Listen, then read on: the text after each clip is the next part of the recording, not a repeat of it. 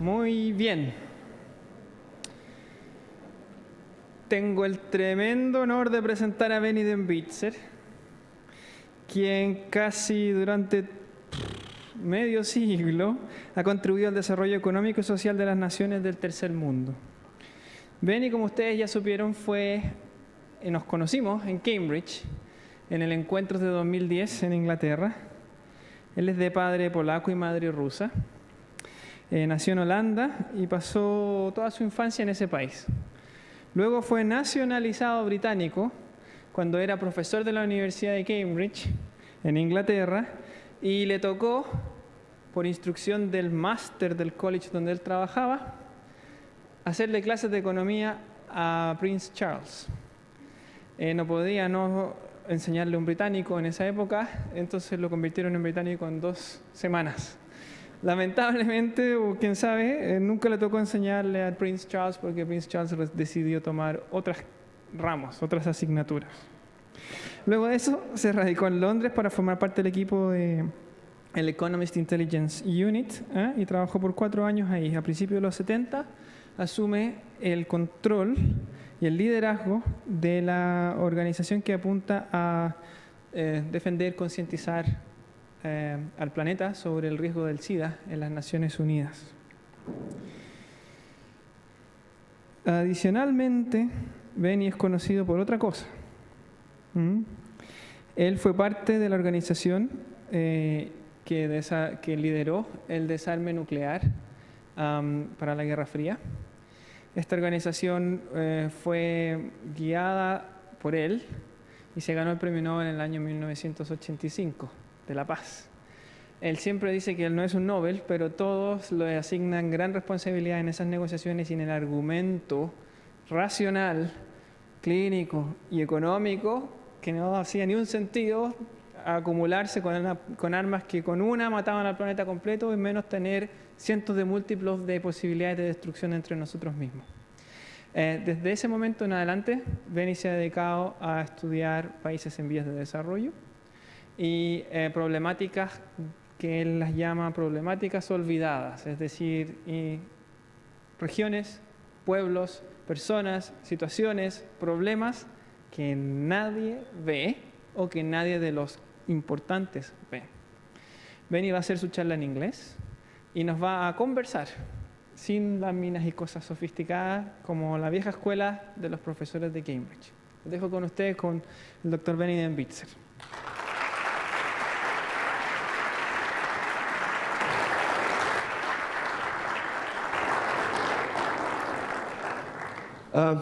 Perdóname que no hablo castellano, pero entiendo y hablo italiano y puedo entender un poquito de español. So, muchas gracias del invito. Thank you very much for referring to me as Benny. I feel at home, I feel with friends, and I'm delighted to enjoy the informality of this meeting. But I will talk very much to the contrary of what has gone before and what perhaps you were expecting. It took 4 years for Encuentros to recover from my last intervention. I hope it won't take you as long, or perhaps might take you longer. But above all, I wanted to say that I was given the opportunity to think aloud and to share some concerns with you. My concerns arise, as has been said just now, because of what I've been concentrating in studying in the last few years, and my privilege of not being in any institution that would receive me has made me very, very free. You remember Marx, I don't mean Karl Marx, a man called Groucho Marx, a comedian who said, I would never join any institution that would be prepared to have me as a member. I am exactly that. I would like to start by saying that in my view, a lot of what is going wrong in the world at present is simply dictated by a misunderstanding that the whole world believes there is one economic system that links us all and that is common to us all.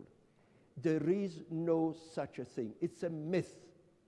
It's a myth that has been propagated by a number of interests that believe that it is easier to run the world, whatever that may be, by using certain principles and certain guidance that emanates from the rich world, from the OECD.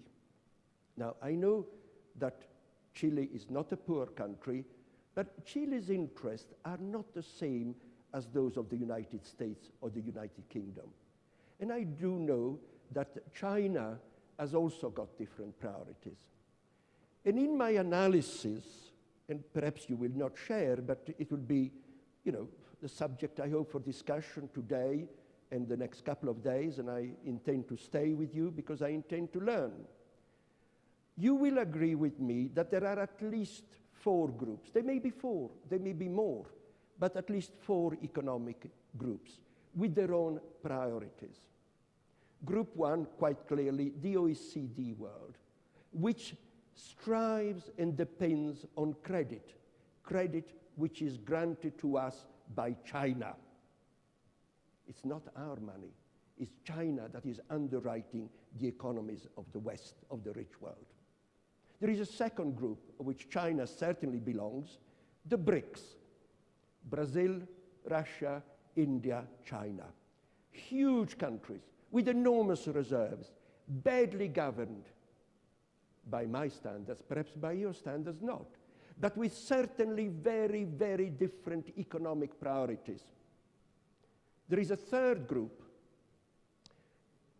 that is represented primarily by the oil-rich countries. They go about it in a totally different way. They're buying the West for a start. You mention any place that you care to mention in New York or in London, it is owned by the Qatar Development Group, by the Abu Dhabi, by Saudi Arabia, whatever. They don't have to obey the rules of any other world. And then there is the genuine fourth world, the outsiders, those who are in the mess, who are not going to develop in the near future. There may be other groups, as I say, but I'm saying to you, my friends, that in my view, it is a misunderstanding that the whole world can be governed by one set of economic dimensions and economic rules. In the same way that we in Europe have experienced a very different form of capitalism to that of the United States, there are quite different models of development and of capitalism. The capitalism of the West, of Western Europe, has always been subject to the fear that the communist East would take us over. And that meant that the extreme exploitation of labor and the obscene conditions that exist in certain other parts of the world where capitalism has flourished has not happened in Europe. The United States, on the other hand, capitalism has evolved into something very specific, the kingdom of the multinationals. And they've started to dictate to us. They've been going on, and they're increasing and becoming more powerful. Now, I'm not saying multinationals in this room and outside are evil. No, but their priorities are not the priorities of all of us. Let me give you one example. There is Ebola now. I was surprised when I came through the airport to see notices about Ebola. Ebola in Chile. Surely you must be at least 200 million miles or kilometers away from Guinea, Sierra Leone, and so on. No, it is a worldwide epidemic. Why is it not already known how to combat Ebola?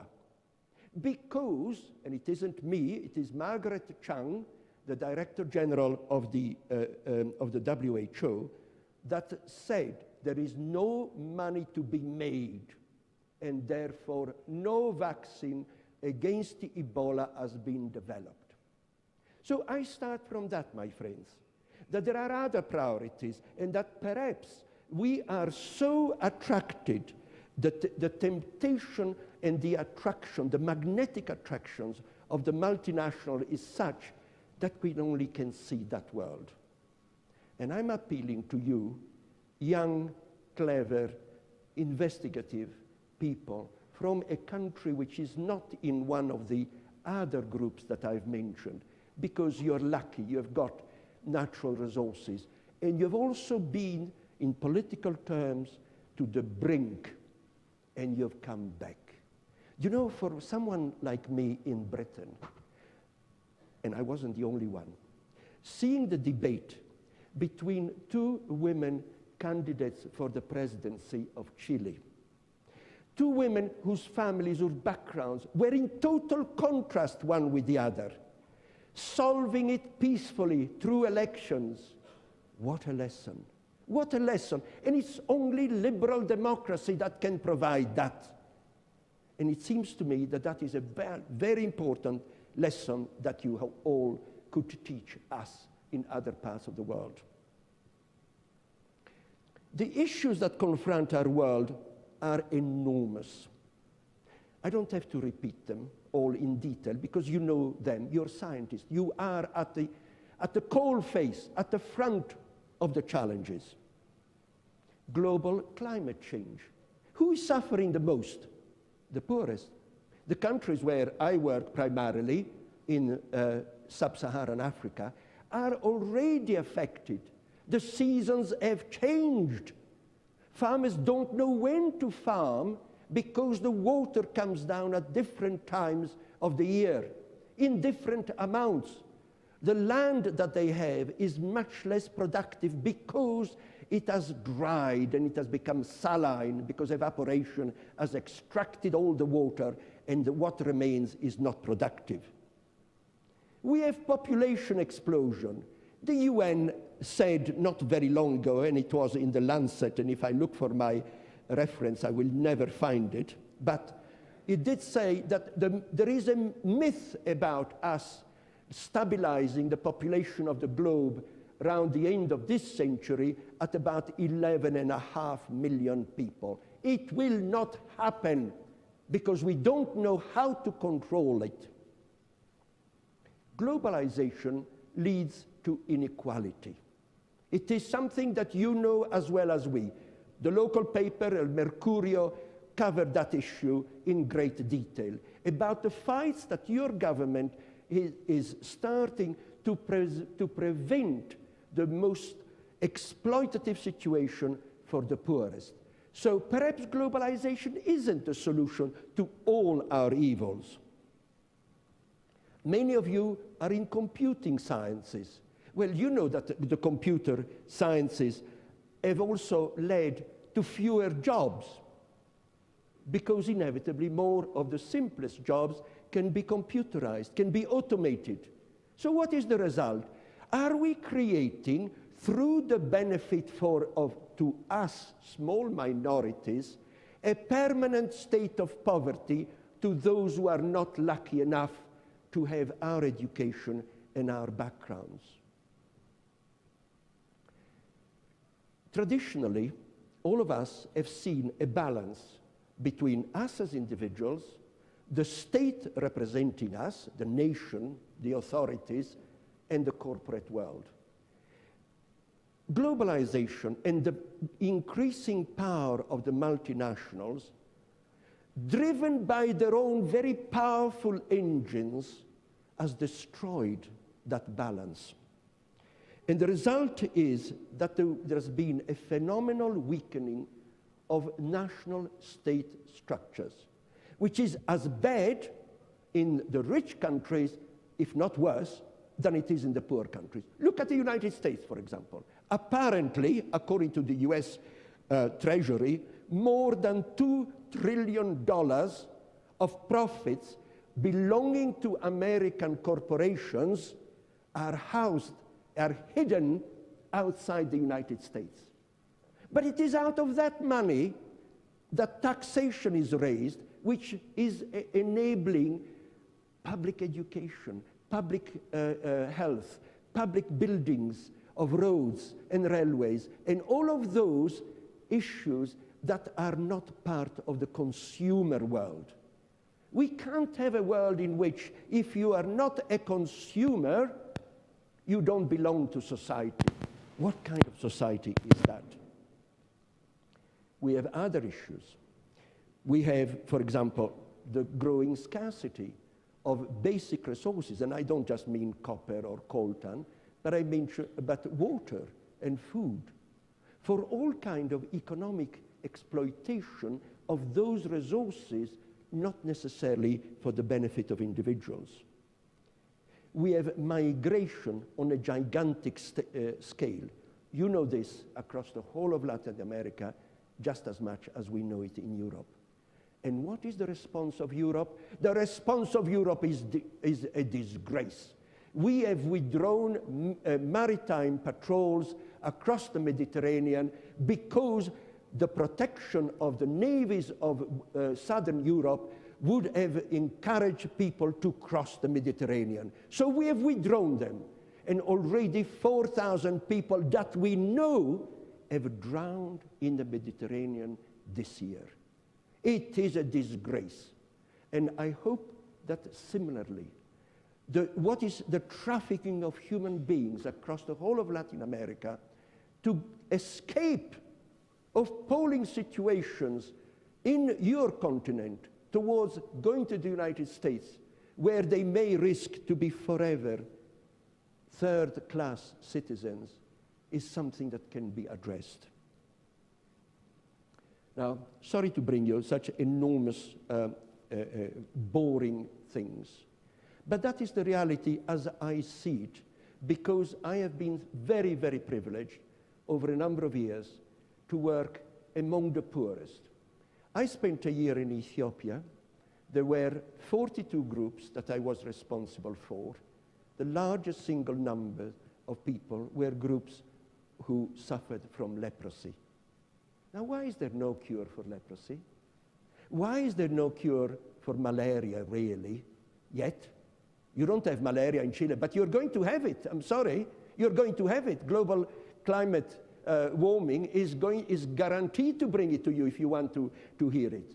Okay, is there any other answer to any of the other medicines? Dengue fever. 17 were identified by Margaret Chan, the president of the WHO, which have no answers. Marburg's disease. Okay, so what is my challenge to you? I was told that I've only got 3 hours before you have lunch, and so I want to come to perhaps some challenges to you. Because you are young and capable and curious.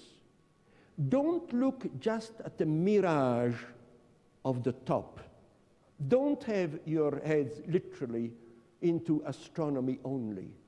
Look, please, into what mankind needs. A Greek philosopher said many years ago, probably even before I was born, Pantos anthropos metron esti.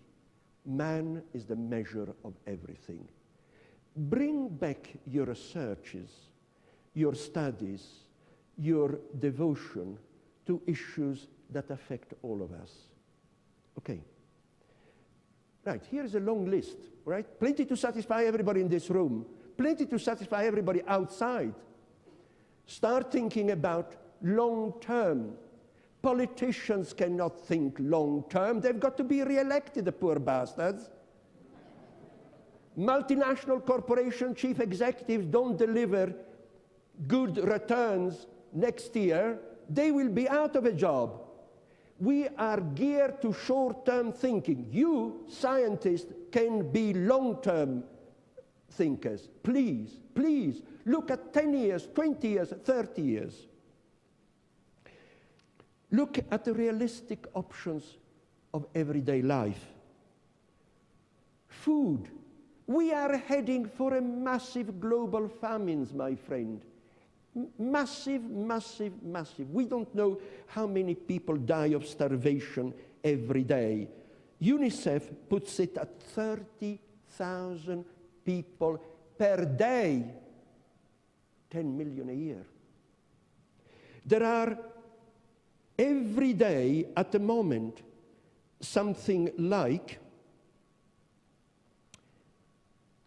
32,000 people displaced by conflict every single day of the year, according to the United Nations High Commissioner for Refugees. 7.7 square miles of agricultural land is lost every day, and so on and so forth.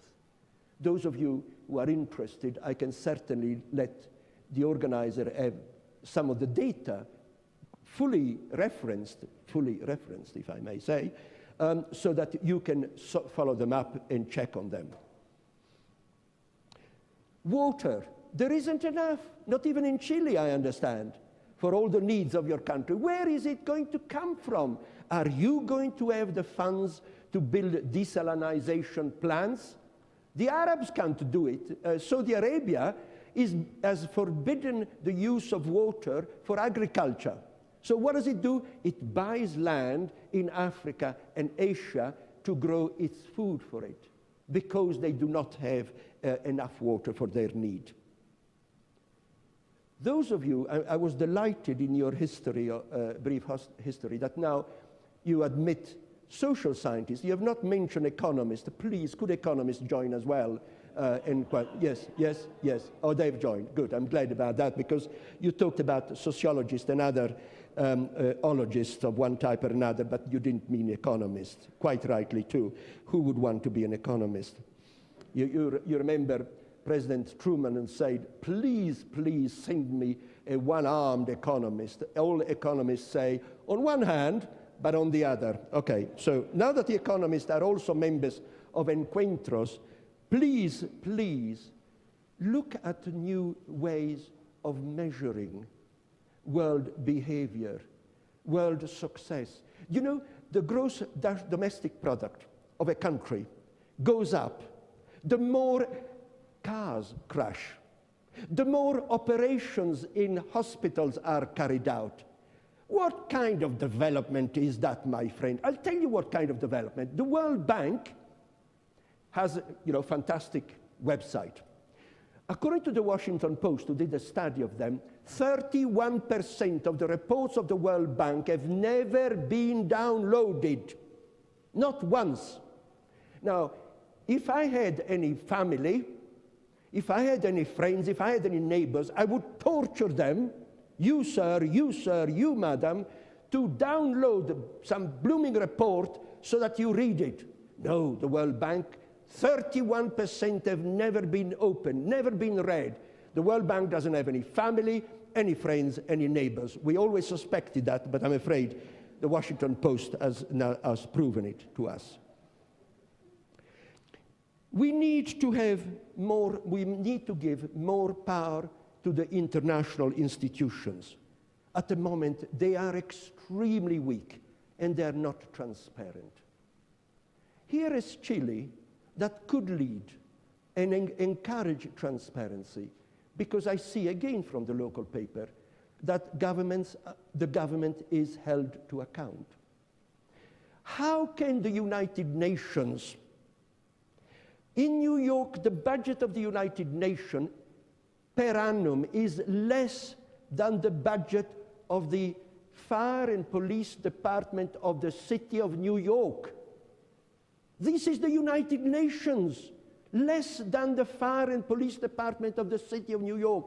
What precedence, what relevance are we giving to international institutions? We need more, the development of more social structures, more localized rights for individuals. The net has enabled us to be so contacted, so easily linked one with the other. It has enabled the tragedy of the 43 students in Mexico executed probably by the authorities, by the federal police, to become something that we all know about and that we all care about. And the government of Mexico is now forced to take action. But it is also the same network that is allowing the Islamic State to flourish. So let us be careful. The problem with the net, which is fantastic, the problem with Google, the problem with Yahoo, and so on, is that there is no morality. And only what is extreme comes out. Scandals, accidents with dresses for pretty starlets. Those are the ones that make Instagram. Now, I wish that one could control those. Probably one can't. You who study medical subjects may well have a full agenda which will enable you to spend more time on the diseases that are going to develop around the world, and some of which you probably have more direct experience. More biodiversity allow us to have a place, yes, but not the only place that we believe to be entitled to in the whole of the universe. Jobs. Now, again, local newspapers, talking to some of you outside this room in the last 2 or 3 days, the problem that you have ahead, those of you who have graduated, and some of the not most prestigious universities, is jobs. What are you going to do with a fantastic degree from some university which sold you the idea of a degree but cannot deliver a degree that is acceptable into the international community? So are we allowing little odd universities simply because they've got a very high marketing budget to come in and vitiate what we call true scholarship through ability? No, no. Let us reintroduce some kind of morality, and let us reintroduce also an acceptance that if we want to create jobs for everybody, it will have to be local jobs. It will have to be the recreation of interest in local issues, in local plants, in local agriculture, in local building. Because if we address those issues, then we won't have, perhaps, the phenomenon of the barrios, everybody escaping the rural areas and trying to find a very well-paid job in the city. Let us use the definition of job creation as a much wider one than the one that is used now, which is a big, well-paid job in an international corporation. No. It's fantastic to know that Pfizer is creating a new center for research here. Fantastic. Right, okay, let us look at the local diseases. Let us look at the way that certain types of foxes are disappearing in this country, and so on, because that preserves the biodiversity. Right, the last points I want to make is that there has been, in the last 20 years or so, to me, an indication that the countries outside the magic circle of the OECD can come out with ideas that we can all learn from. In your country, you have a woman president. It's the second time. Now, women bring a different dimension to politics than men. Mrs. Lagarde, she the big boss of the IMF, and Hillary Clinton, the next president probably of the USA, always hold meetings when they visit any country with women. Because women speak differently to men. They have different priorities. They don't want weapons. They want kids to be brought up in a proper way. Now, perhaps an increasing feminization of politics and economics and science will lead us to change the priorities. Bangladesh, in the last 20, 30 years, has brought microfinance. Not the world of finance that we know in the West that has bankrupted us. made the bankers very rich, thank you very much, but bankrupted most of us because the financial systems have wiped out the savings. Microfinance, the system of lending $5, $10, $15 to a farmer to buy better quality seeds, better quality tools. That is what has been reinvented from Bangladesh. There are now 3,000 microfinance institutions in the world. Mobile banking. Probably lots of you, when you've got a problem with your bank or whatever, you can check on the telephone. It was Kenya, where the hell is Kenya? Somewhere in Africa, that introduced the idea, M-Pesa. M-Pesa. Pesa means money in Swahili. And the idea of banking accounts came from Kenya. And then the telephone companies, mobile telephone companies across the world decided, what a jolly good idea. We are going to copy the Kenyans. Not that anybody would credit, of course, the Kenyans. They're too poor, illiterate, and far away to have any rights whatsoever. Brazil has introduced the Bolsa Familia. Now, I don't know if you know about it, but since some of you may not know, it is a very simple system under which credits in the form of coupons are given to families where they know, with the local authority or government of one form or another, knows that they will never be able to earn enough to survive. Families headed by elderly people, families headed by children, families whose breadwinner is no longer able to work. They've been identified. They're given credits. And those credits have got to be spent locally on local food, on local medicines, or rather from medicines in the local shop, from building companies in the local area, and so on condition that everybody is educated, the women more than the men, or as much as the men, that they get their injections as they should, and so on and so forth. A number of very simple requirements which makes everybody able to access the necessities of life. That was introduced by Brazil about 15 years ago, other nations across the world, and some of the voluntary organizations, the NGOs, are copying it elsewhere. I came across a fantastic project. This is yet again a different solution that I've come across in the South. In Uganda, if you are poor as anything, and you have a problem because your husband comes home drunk, beats you up, and you don't know what to do because the local police doesn't care, you can pick up a mobile telephone and speak in your minority language, and you have 24/7, in 7 different local languages, access to a lawyer. Now that is justice to me. You don't have to go through some expensive lawyer. Lawyers and bankers always do very well, thank you very much. These are bankers who volunteer, they're bankers, a banker volunteering to lend you money, I'm sorry, I was being, these are local lawyers who know the local legislation and will say, you have the following rights. And if the woman wants to go to the police and the police refuses, she will report that police officer. Now that will scare them stiff. That kind of service.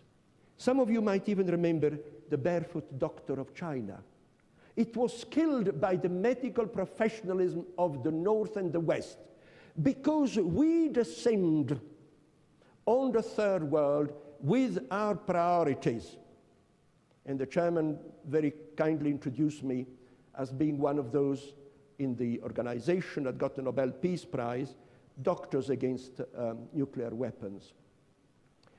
I'm not a doctor, you see, which is why I was chosen, but I also I let go, I think is the expression. But when a cardiologist says, your problem is heart, and when a skin specialist comes and says, your problem is skin, and when something else, a pedologist comes and tells, your problem is your foot, right? Now, we believe them, don't we? But for most people in the world, that is not relevant. The problem is prevention. It's not that I don't want you to sell your medicine, sir. You deserve to sell many more medicines. But to those who can afford to do it, what we need is more prevention and less cure. So these, my friends, are some of the challenges that I present to you from someone from outside the structures. Outside, I probably have sold my soul many years ago, I can't remember how long ago, to the big multinational corporations. I hope I've redeemed myself a bit and put you some challenges. Thank you for listening.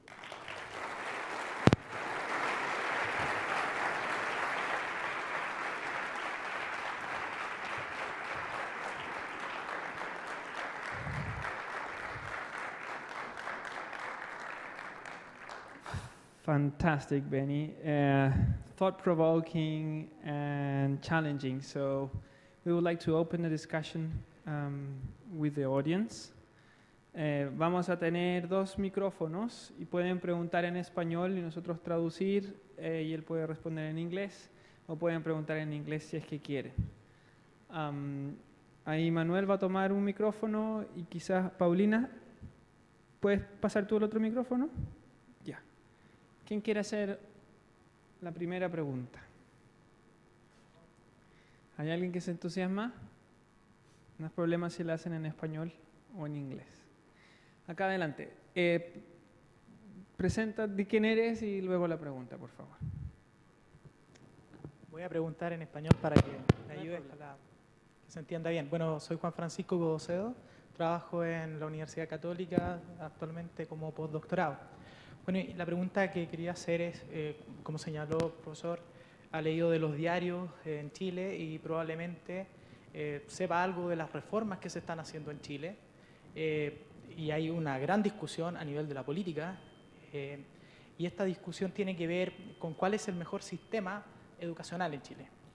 Y el sistema educacional ha sido financiado privadamente mucho tiempo y ahora se está proponiendo que tenga un rol más estatal. Y cuando la población o la gente escucha esto, en general se hace su idea dependiendo del color político que tiene, pero también escucha y recibe críticas, por ejemplo, de journals como The Economist, que dice que Chile está frenando el ritmo económico, pero después escucha a una gran autoridad de una organización internacional que dice que van por el buen rumbo. ¿Cuál es su opinión como economista respecto a las reformas que se están generando aquí en Chile y la discusión?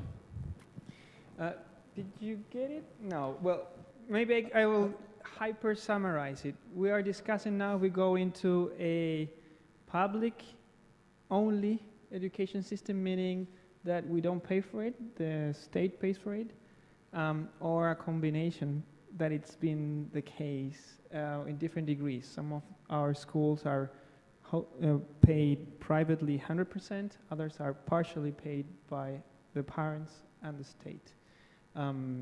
What's your view on education as a right? Oh, education is a fundamental right. There is no doubt at all in my book, and if you have read any of the books by Amartya Sen, you will see that he takes that as an absolute right that we all have. Now, basic education up to secondary school seems to me to be an obligation of the state, because we all have the right.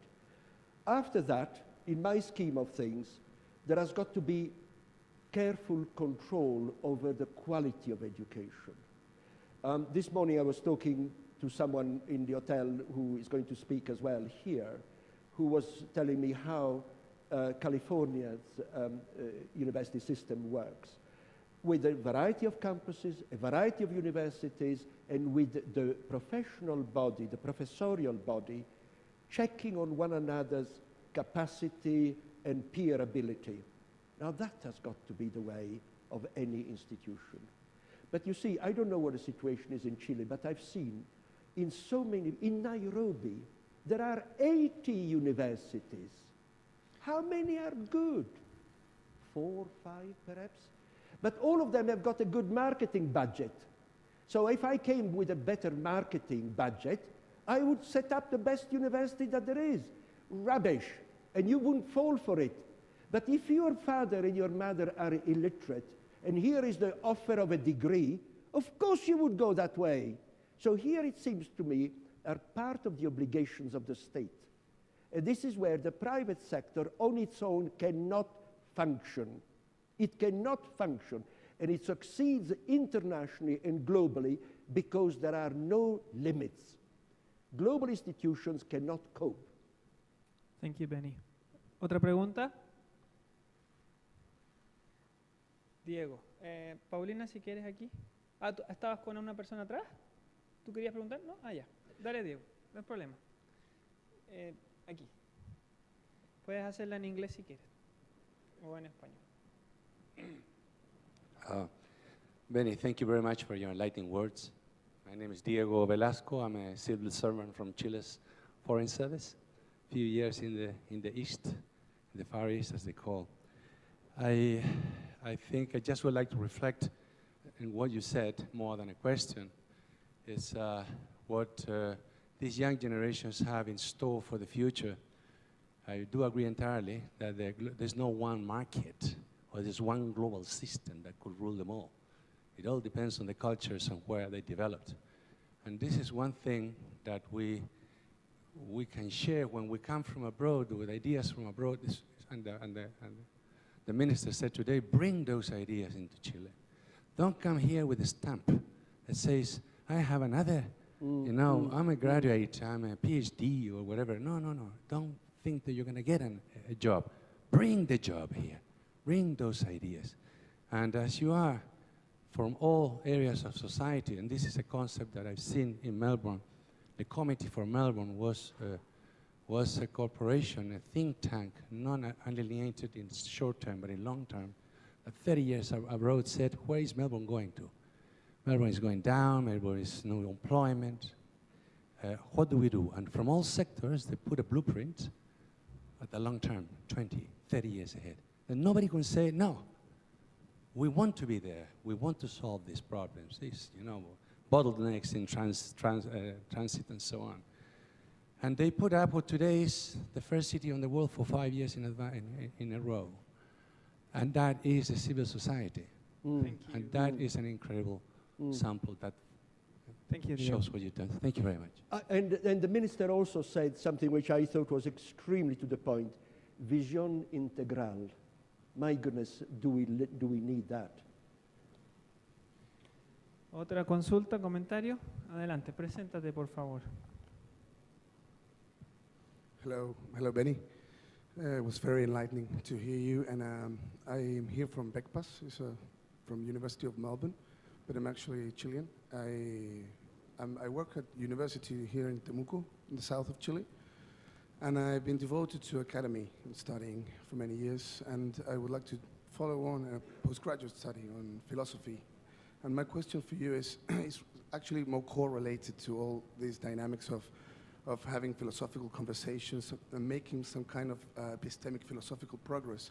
And my question is, could it be an answer to introduce in elementary schools or elementary and secondary schools topic-related conversations and quantify or qualify somehow the nature of this conversation through epistemic philosophical progress and have that as a solution for better reflection in children and then adults and then not having so many wars and, this evolution?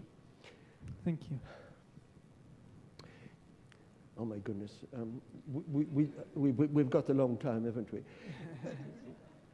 Try to answer briefly so we can have more questions. You see, it seems to me that I'm the father of 3 children, and competition is such a powerful human condition that it has got to be tamed, because that is what, at a bigger level, leads all of us in different directions, from amity to enmity. And you are asking us to teach children to live in harmony with one another, and adults to understand harmony. I'm not quite sure that it is something that one can learn except through life. And yes, I would like to see philosophy very much part of every higher education curriculum.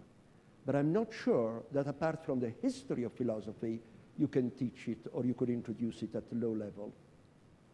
History of ideas, yes. Histories of philosophical ideas, yes. Philosophy itself, I think one needs to have experienced a bit of life.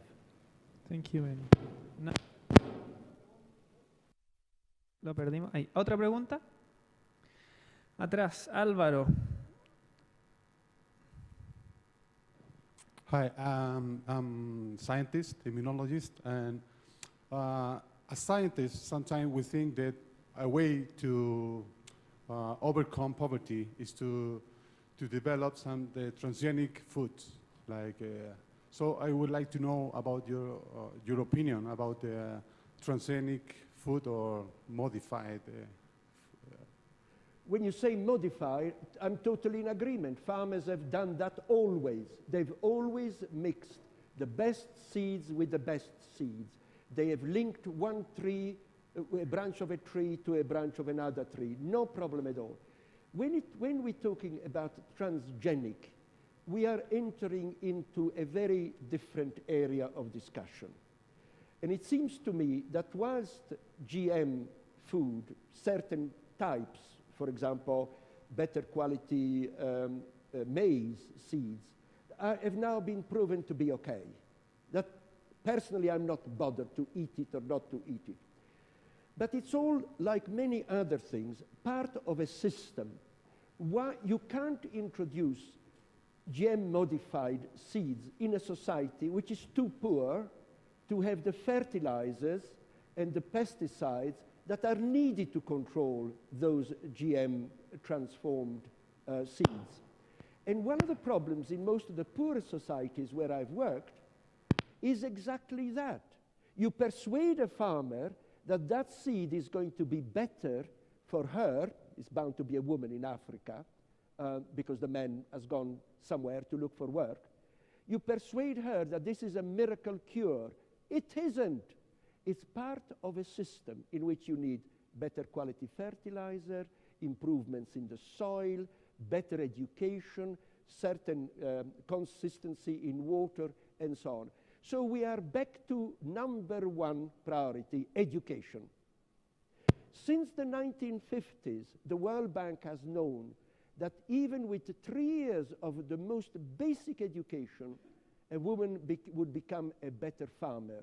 But education for all is one of the Millennium Development Goals that will never be achieved so long as it is the elites of the South that negotiate what policies of education there will be.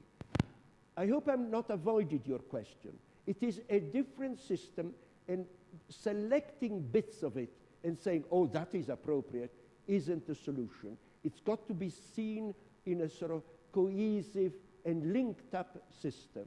And joined up thinking is not something that we are good at.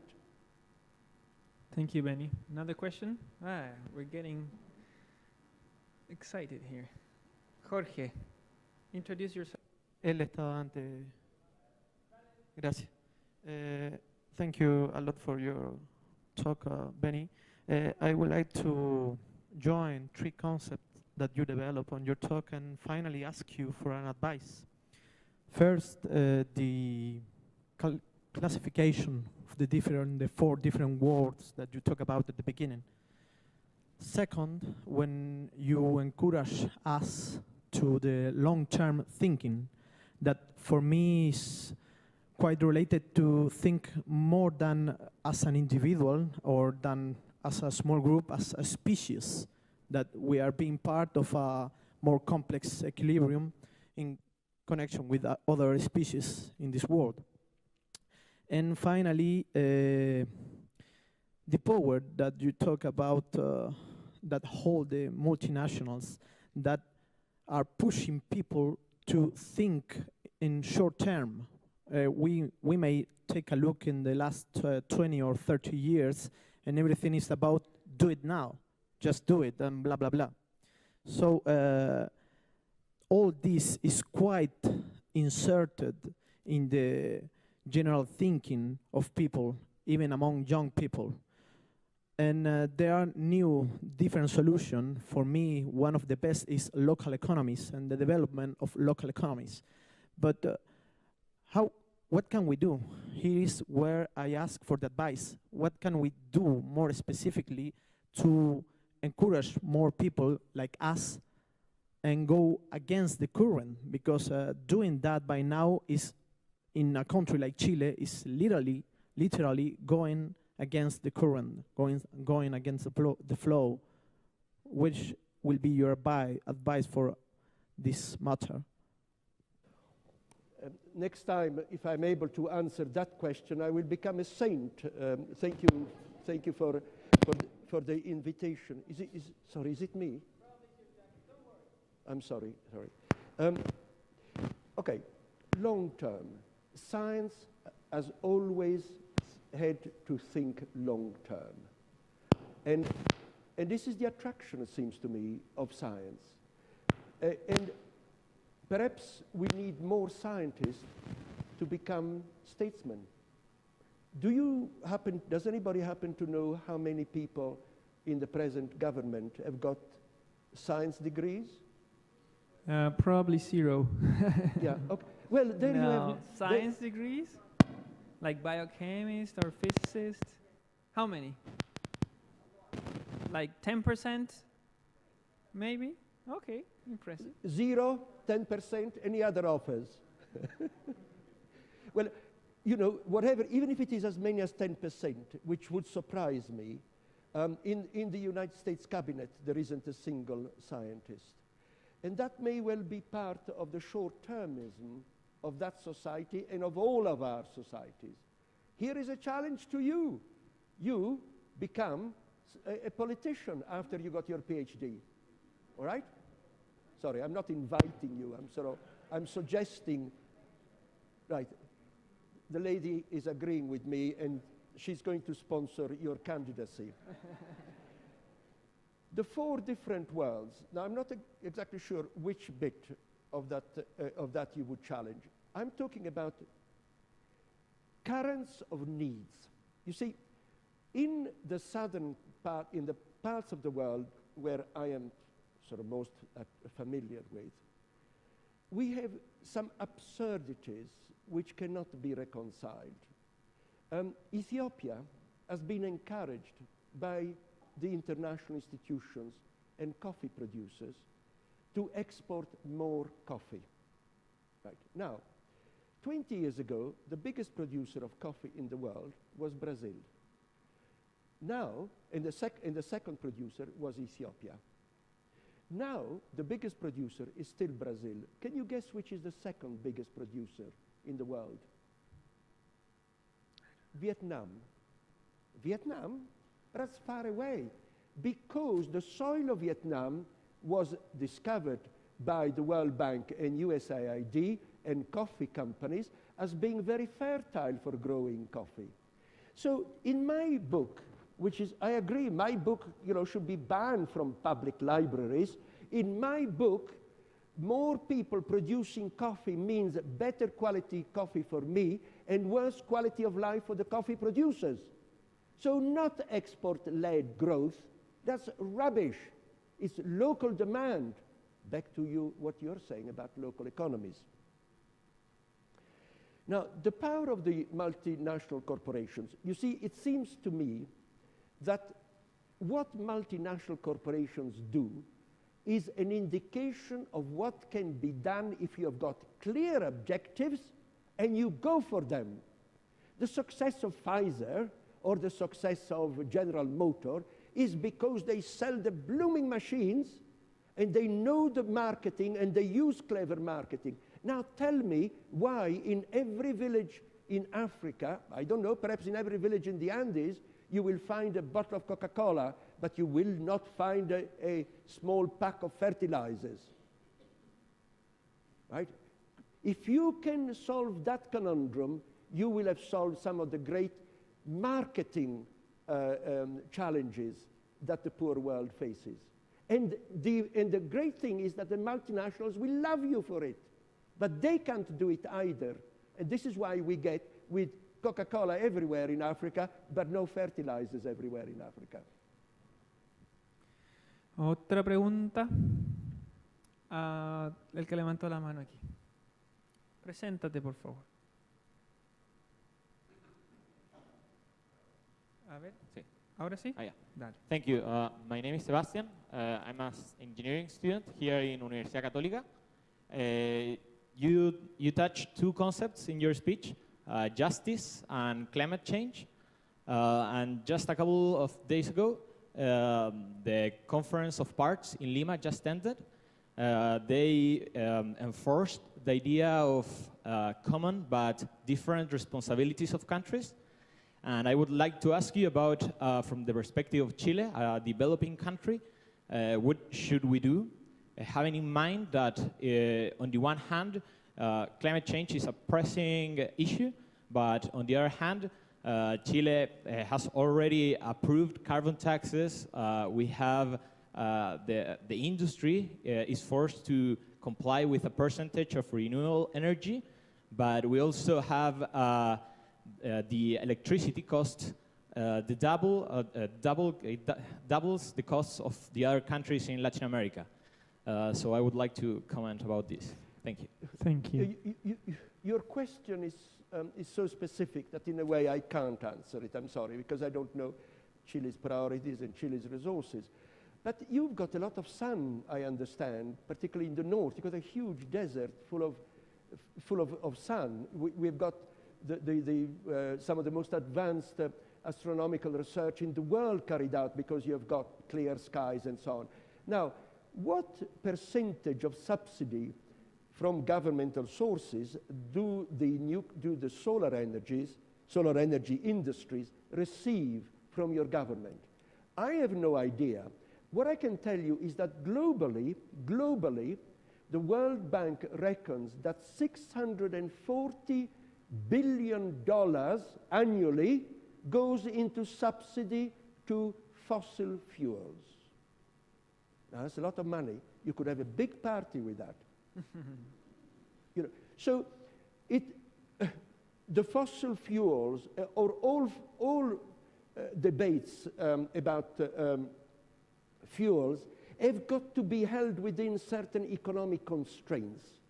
And if we falsify those, as the debate on fossil fuels already is, well, of course, the solar energy is hopelessly unviable. But when the German government, after Fukushima, Fukuyama is an American writer, I'm sorry, Fukushima, decided that it will no longer invest in nuclear energy, suddenly the alternative energy outlook changed drastically. Now, does that apply to Chile? I suspect that a lot of that does apply to Chile. But this is perhaps something to ask, or the gentleman from Antofagasta has left. So perhaps one should ask him, why are they not investing? But I'll tell you that the Chinese companies that have been extremely successful on a range of solar energy industries and new methods of providing cheap panels has been taken to court, to the WTO, the WTO court by American corporations for unfairly subsidies. I'm sorry, you know, I don't buy that. I don't buy that. If the priority is to reduce global warming, let us subsidize whoever has got to be subsidized, and so be it. Take me to court. Good. Another question? ¿Otra pregunta? Ya. Ella que está ahí. Well, hello. Thank you very much for your words. I would like to ask you some questions about the topics you have been visiting, climate change and the increasingly intertwined topics that seems to revolve around this more broad topic. I am Matías Tapia. I am a student of the University of Chile. I am an engineer student. And I started doing my undergraduate thesis in the topic of energy. And then I discovered that energy was also linked with food and with water and with forests and biodiversity and the climate and so many other topics that are in their own merits a world of knowledge and a world of politics. And I discovered also that culture and economy were also involved. So I would like to ask you your opinion about how can we, for example, as engineers, as scientists, or as students, cope with the challenge of responsibly preparing ourselves to address these issues that are so broadly intertwined with every other issue around, but we have so much limited time, and the closing window of time to address these issues are also pressing us to prepare us further, but I think I'm a little overwhelmed. Thank you. That is the ultimate question. How can mankind survive, right? That is the ultimate question. My answer is, I wouldn't start from here. Sorry if it sounds stupid. The solution isn't in our hands because we are not one world of decision making, a hierarchical situation where at the conference of the parties, this is decided and everybody will. No, no. The solution may well be, I don't know enough, but again, if I knew, I would be, beatified straight away. But there is a very, very clever Peruvian economist called Hernando de Soto. Now, he has written a fabulous book. I think it's fabulous. We economists are such awful people, really boring. We reading interesting books on economics late at night. Oh, good God, I wouldn't want my daughter to marry one of them. Anyhow, his book is Why Does Capitalism Succeed in the North and Fails Everywhere Else? Now, he says, if you made the peasant, the farmer, the poorest citizens of our societies owners of their bit of land with rights over it, over their house, over their shacks, over their tools, you would give them immediately capital. Now, I am a capitalist in the sense that I don't believe that Karl Marx, was right. The state has no right to decide how I will live my life. But I want a liberal capitalist societies to survive and entitling everybody to have their own capital. Hernando de Soto calls it dead capital, which he estimates at about $3 trillion, I think. But if we did, Latin America, well, Chile introduced Reforma Agraria. That has not been done in most countries of the South. So if you're rich and powerful, from a high Indian caste, or from a family related to the king of some obscure clan in Africa, you have more power than the poor at the bottom of the earth. They are not going to survive, you're going to survive.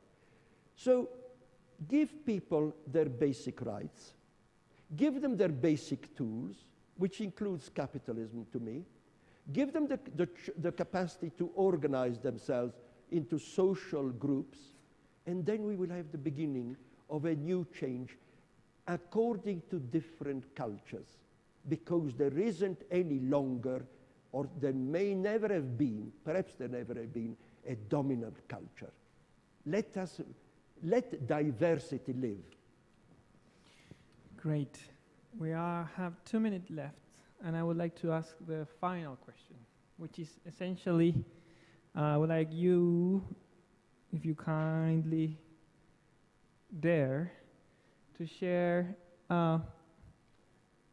something that you regret not having done in your life, and I thought you said 2 minutes. and if there is one concept that you would like to share with us, what would it be? So it's a reflection on a regret and one word, ideally.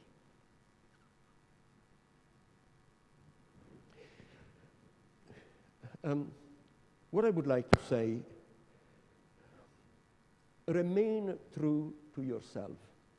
And I did not realize for many, many years what my priorities were. I became a father very late in life, and I realized that my children were the priority. And I realized that it was the little things of life, the flowers and the insects and clean water that matter. And if I had been able to understand and to see that at an earlier stage, my life would have been different. And I would urge you to find the ways to remain engaged at a personal level with the issues that confront us. Not speak through big corporations, not through systems, but to yourself. And if you cannot survive the system in which you are, accept that you will be an outsider. I've had to accept that many years ago. I caught my boss with his hand on the tills. It was an international organization. I reported him, and I was fired. Okay, but my conscience is clear. So I regret that I did not discover my capacity to deal with the humiliation of not having any big position in the world, but meeting people like you who understand and invite me to challenge them. That is where I would end. Thank you, Benny. Thank you.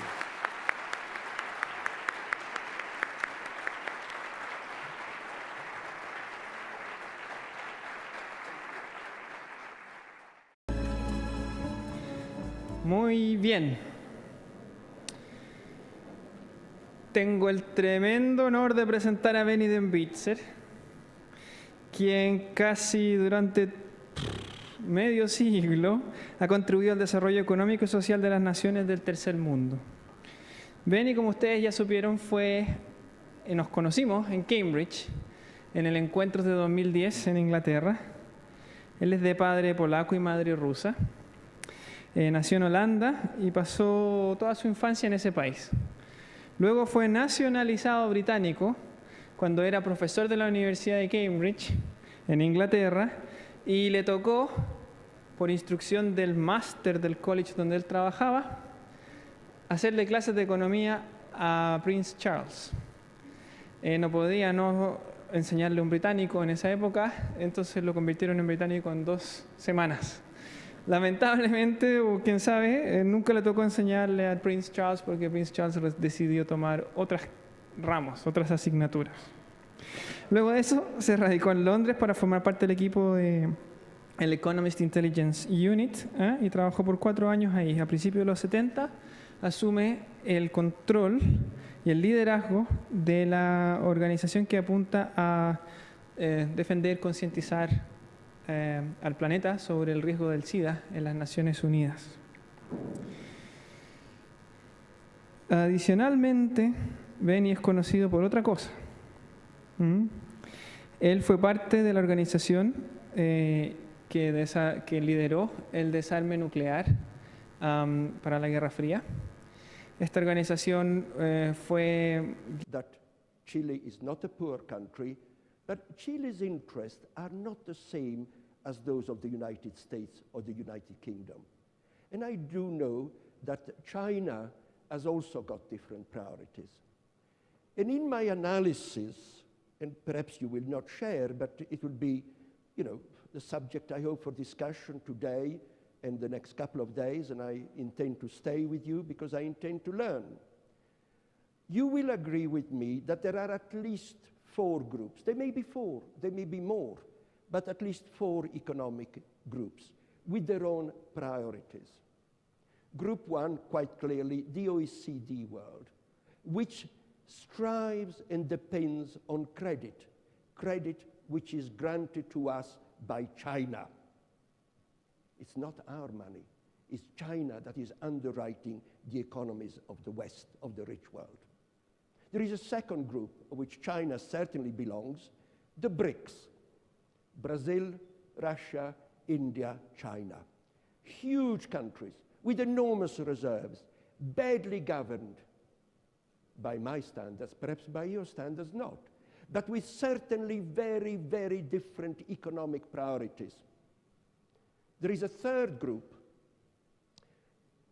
that is represented primarily by the oil-rich countries. They go about it in a totally different way. They're buying the West for a start. You mention any place that you care to mention in New York or in London, it is owned by the Qatar Development Group, by the Abu Dhabi, by Saudi Arabia, whatever. They don't have to obey the rules. It took 4 years for Encuentros to recover from my last intervention. I hope it won't take you as long, or perhaps might take you longer. But above all, I wanted to say that I was given the opportunity to think aloud and to share some concerns with you. My concerns arise, as has been said just now, because of what I've been concentrating in studying in the last few years, and my privilege of not being in any institution that would receive me has made me very, very free. You remember Marx, I don't mean Karl Marx, a man called Groucho Marx, a comedian who said, I would never join any institution that would be prepared to have me as a member. I am exactly that. I would like to start by saying that in my view, a lot of what is going wrong in the world at present is simply dictated by a misunderstanding that the whole world believes there is one economic system that links us all and that is common to us all. There is no such a thing. It's a myth. It's a myth that has been propagated by a number of interests that believe that it is easier to run the world, whatever that may be, by using certain principles and certain guidance that emanates from the rich world, from the OECD. Now, I know... Guiada por él, y se ganó el Premio Nobel en el año 1985, de la paz. Él siempre dice que él no es un Nobel, pero todos le asignan gran responsabilidad en esas negociaciones y en el argumento racional, clínico y económico que no hacía ni un sentido acumularse con armas que con una mataban al planeta completo y menos tener cientos de múltiplos de posibilidades de destrucción entre nosotros mismos. Desde ese momento en adelante, Benny se ha dedicado a estudiar países en vías de desarrollo y problemáticas que él las llama problemáticas olvidadas, es decir, regiones, pueblos, personas, situaciones, problemas que nadie ve o que nadie de los importantes ve. Benny va a hacer su charla en inglés y nos va a conversar sin láminas y cosas sofisticadas como la vieja escuela de los profesores de Cambridge. Los dejo con ustedes con el Dr. Benny Dembitzer.